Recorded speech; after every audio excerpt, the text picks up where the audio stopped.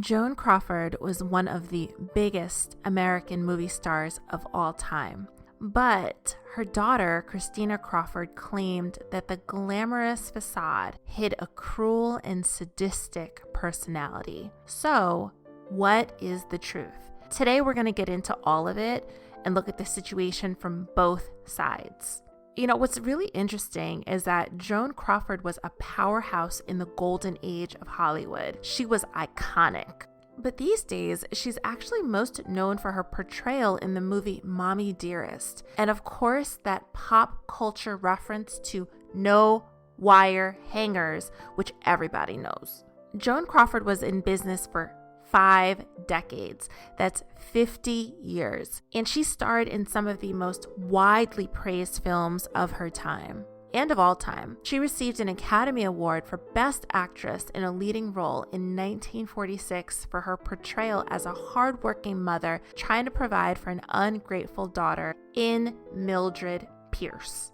And it's funny how she kind of took on that persona later on in life. Joan adopted all of her children. Christina Crawford was the eldest of Joan's adopted kids. Joan was unable to have any children of her own, and she adopted Christina in 1939, followed by Christopher in 1943, and then her 2 daughters, Catherine and Cynthia, in 1947. In Christina Crawford's 1978 autobiography, Mommy Dearest, which would later be turned into the classic film starring Faye Dunaway, Christina revealed that far from being a generous and caring maternal figure, her mother Joan was actually an alcoholic who physically and emotionally abused her adopted children. In one chapter of the book, which became that iconic famous scene in the movie, Christina recalled how Joan went into a blind rage after discovering a forbidden wire hanger in her daughter's closet one night.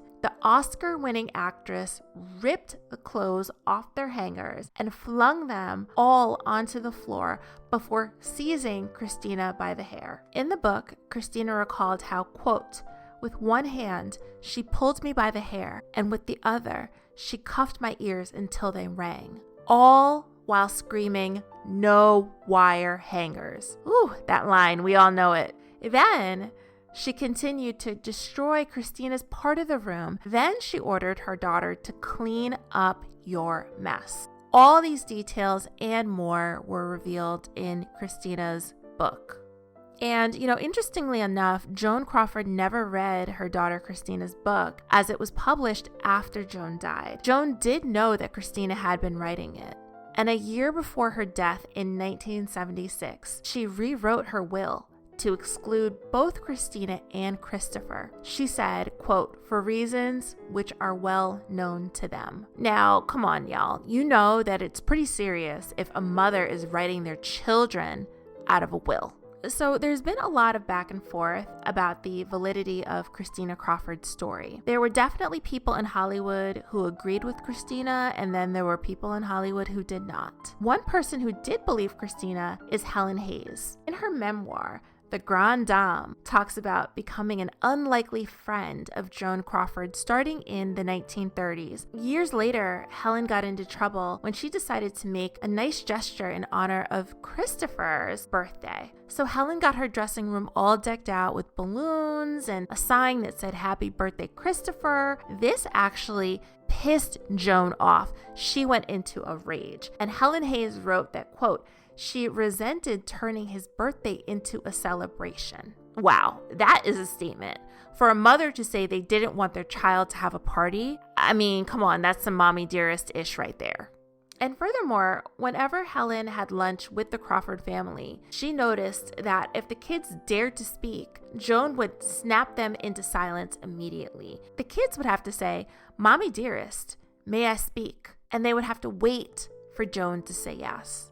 There were other things that went down. Allegedly, Christina was forced to stay at school all summer instead of coming home. And Joan's rationale was that way Christina would realize that she was much better off at home rather than being at school. And at one point, people actually asked Helen to step in. And Helen was like, "Look, at this point, Joan is who she is. And anybody stepping in could cause further harm and damage to the children." All right, so let's get into the people who were on Joan's side. One of Joan's staunchest defenders against the claims of Christina Crawford was actually her biggest rival, and that's Bette Davis. The famous rivalry was often capitalized for classic movie roles like the movie Whatever Happened to Baby Jane, which featured Joan Crawford and Davis as bickering sisters.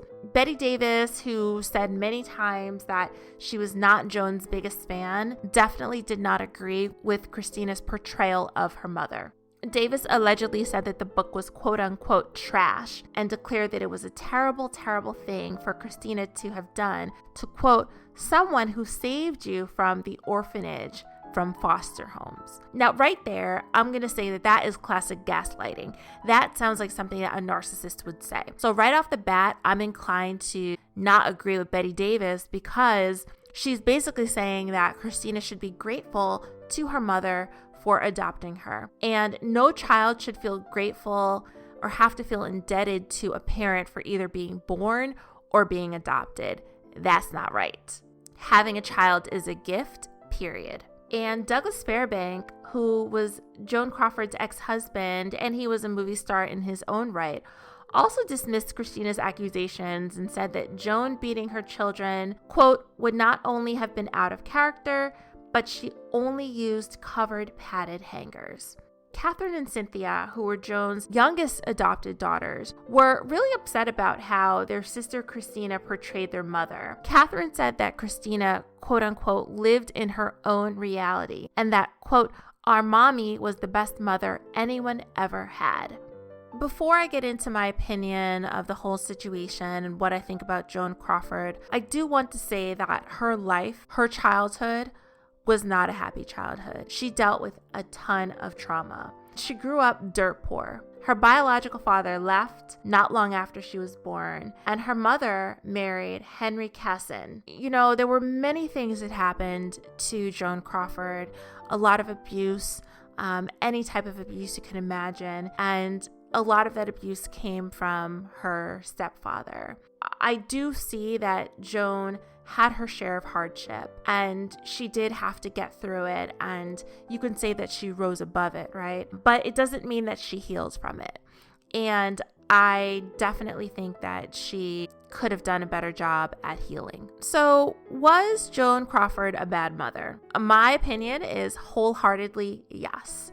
Now, let's talk about the people who really would know, and this is the children. Joan had 4 adopted children. Christina and Christopher were adopted earlier than Catherine and Cynthia. Christina was 8 years older than the younger daughters, and Christopher was 4 years older than the younger daughters. So by the time the younger daughters were adopted, the older kids had been through a lot with their mother. And I think we can all agree that what happens in these situations is that the older kids experience a completely different parent than the younger kids do.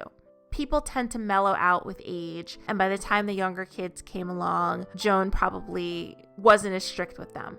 This happens all the time. What stands out to me is really that Joan took her older children out of her will. That, to me, screams a narcissist. Some of the traits of a narcissistic mother are gaslighting.